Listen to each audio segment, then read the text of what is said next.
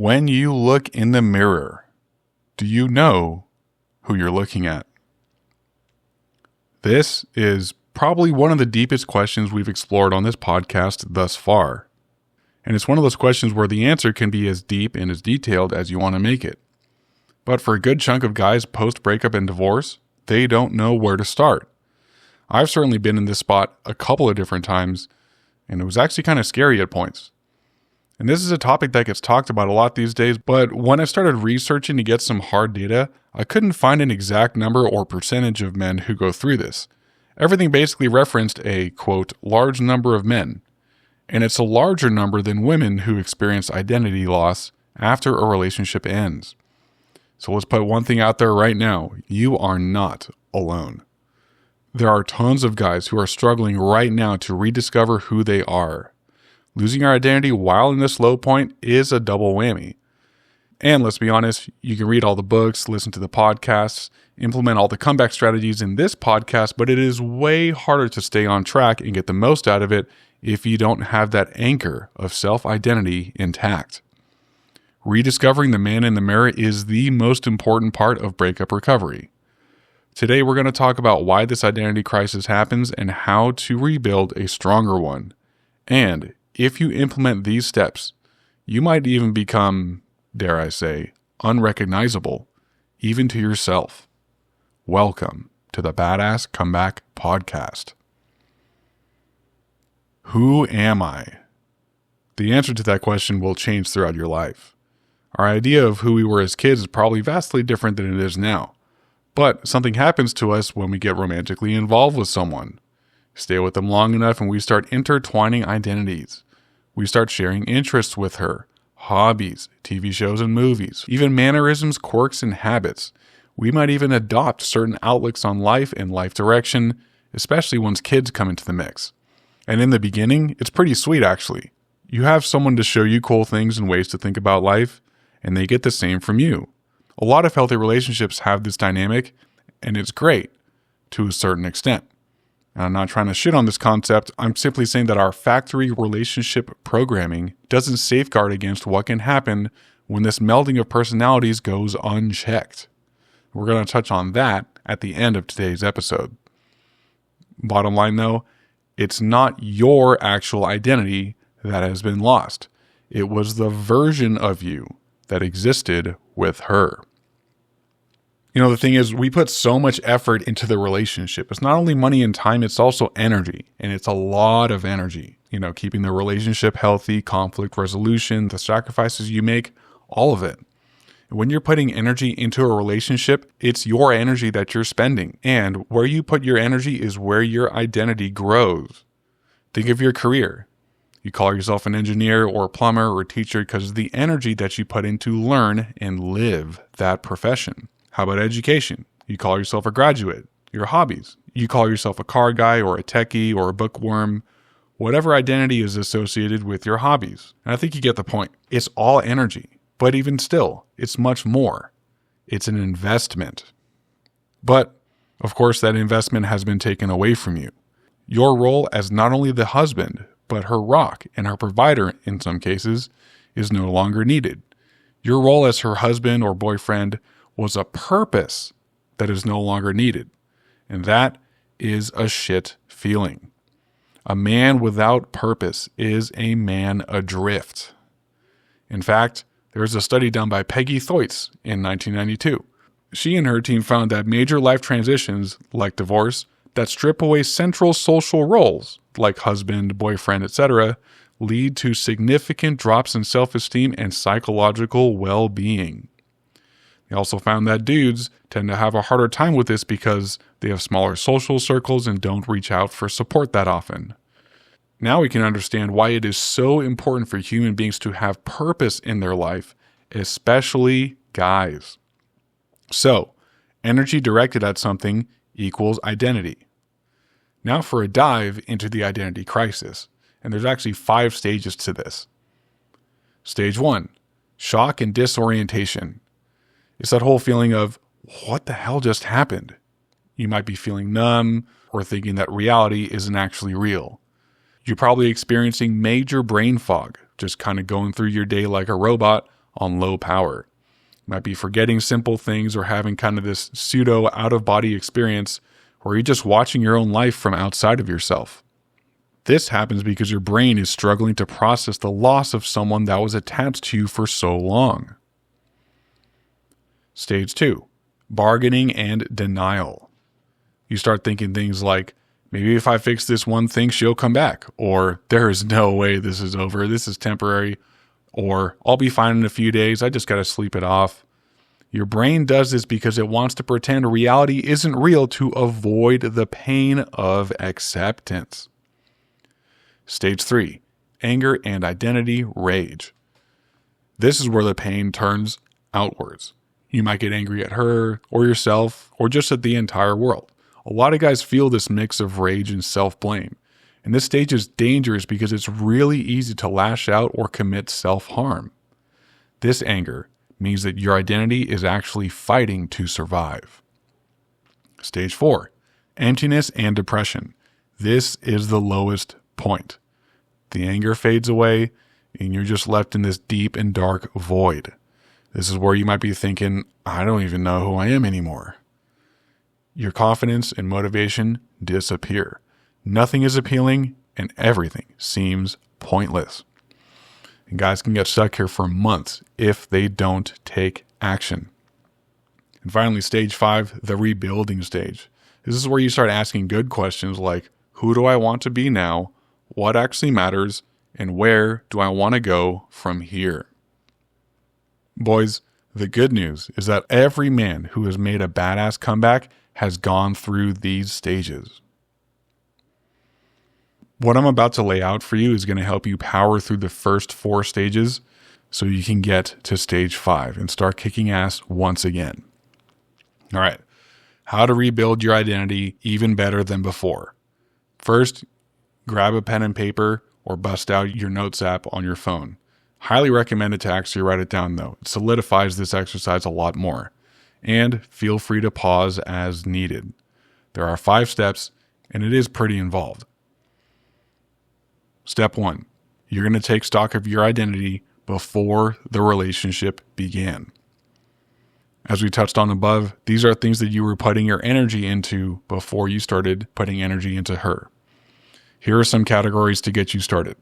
Your profession, your hobbies, the music you listen to, your health. How about this one? Your character. Your character is things like fun, chill, funny, smart, etc. This is a great one to settle into this exercise. So take your time and be intentional. Next, you're going to write down habits, beliefs, or behaviors you adopted to make her happy or to keep the peace.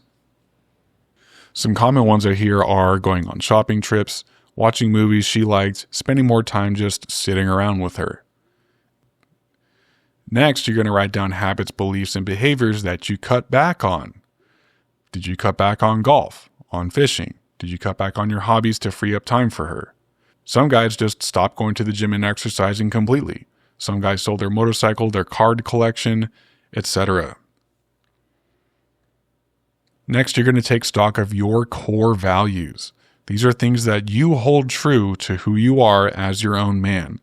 Take her out of the equation for this one. Core values examples include honesty, drive, courage, strength, faith, creativity, ambition, etc. Now, I know this first step might be painful, but this is the most important one. This is a way for you to find out if you had abandoned any of your core values, standards, and hobbies to keep the relationship alive. This first step is designed to give you the awareness you need to continue through the next 4 steps. Again, take your time, be detailed, and intentional. All right, step 2, reconnect with who you truly are. Answer the following questions. What kind of man do I want to be when no one is watching?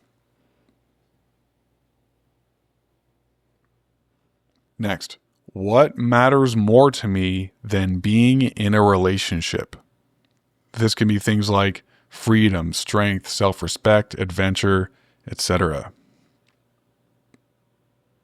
Last question. What would make me proud of myself 1 year from now? Some things you can write down are being in shape, I got back into golf, I reignited my social life, etc. And last thing for step 2, you're going to write down 5 core values that you want to focus on improving starting today. This is basically going to be your compass for the next year, and you're going to carry these into step 3.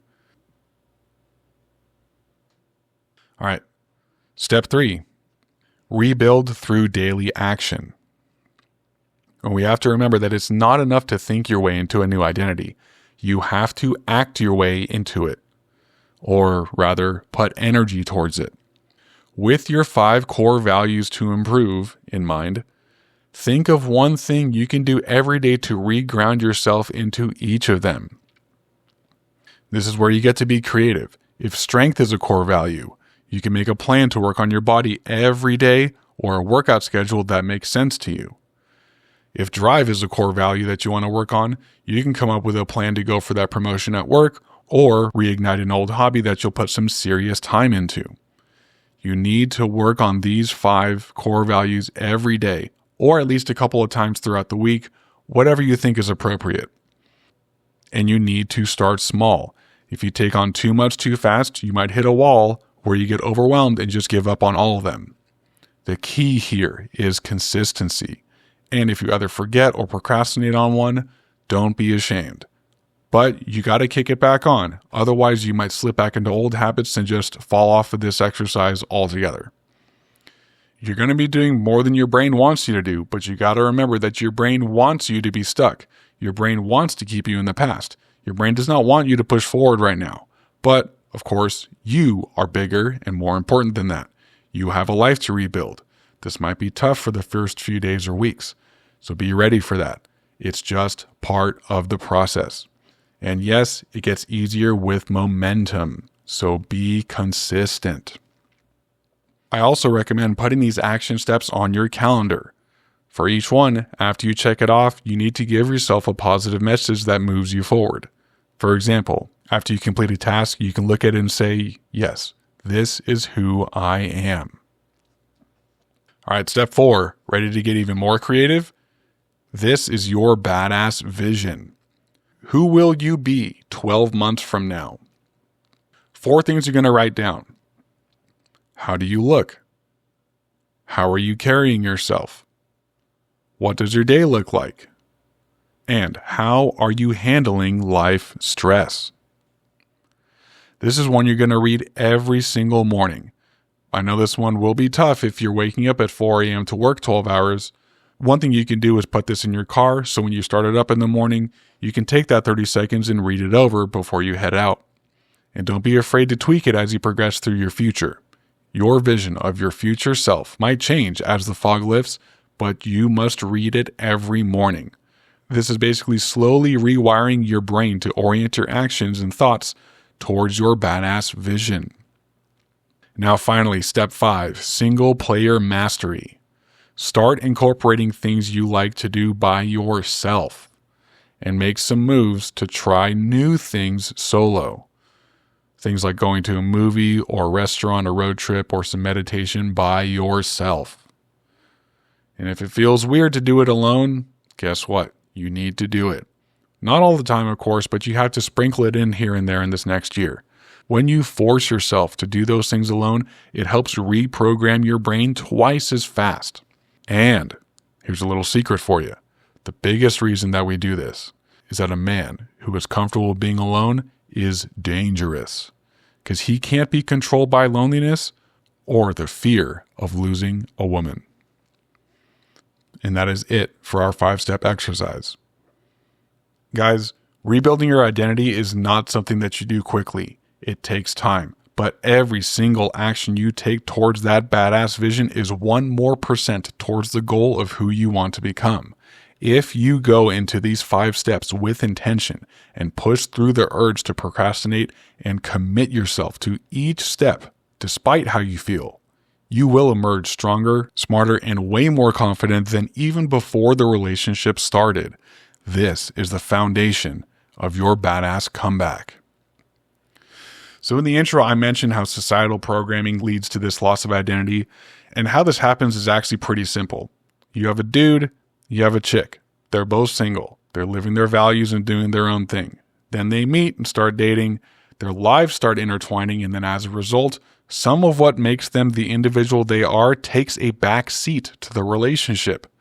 This is where you hear of couples who stop trying to look hot, they stop hanging out with their friends and family so much, and they stop doing the things that make them feel like themselves.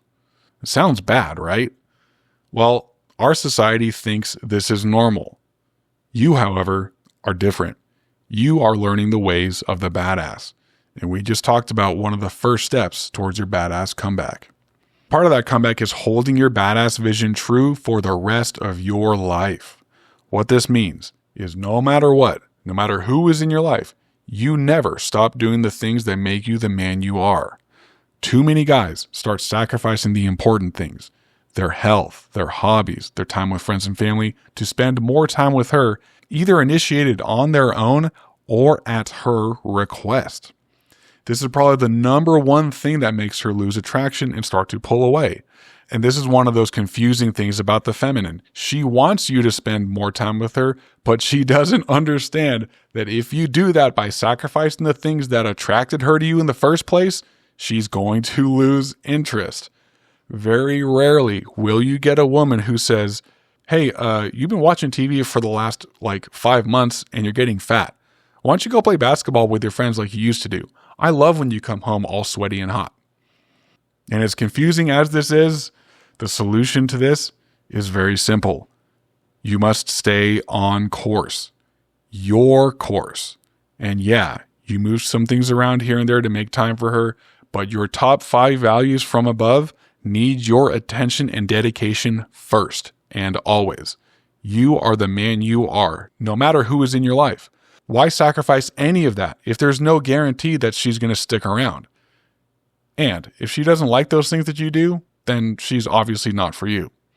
Leave room for a woman who encourages you to do those things and can deal with a little sadness that she isn't quite getting 100% of the time and attention that she wants from you. Future relationship advice aside, guys, I know the type of man you are. If you're listening to this, I already know that you want the best for yourself. You want to not only break out of this slump quickly, you want to elevate your life higher than before. And you already have what it takes. And you've already made that first step listening to this episode and writing out those 5 steps that we just laid out. And you are brave. Only a strong man can push through these shit feelings and just work the solution anyway. This is how a badass is forged. When you look in the mirror, you should see a badass motherfucker staring back at you. Have faith in yourself. I have faith in you. All right, guys, that about wraps it up for today. Quick announcement. I know this was a shorter one, and with my first kid arriving in the next few weeks, I might be doing even shorter episodes here and there, but of course, I'm still going to pack them with the best comeback strategies and encouraging messages that I can bring you. So I appreciate your understanding with this, and I will see you next week. Take care, boys. Thank you for joining me in another badass episode, brother. If you want to accelerate into this new chapter in your life and get a boost into your badass journey, sign up for a free 45-minute consultation for post, breakup, or divorce coaching. All the info is in the episode description. Also, please remember to like and comment. And if you know anyone who could use this info in their badass journey, please share this episode with them. None of this will be possible without you guys, so thank you again, and I will see you in the next episode.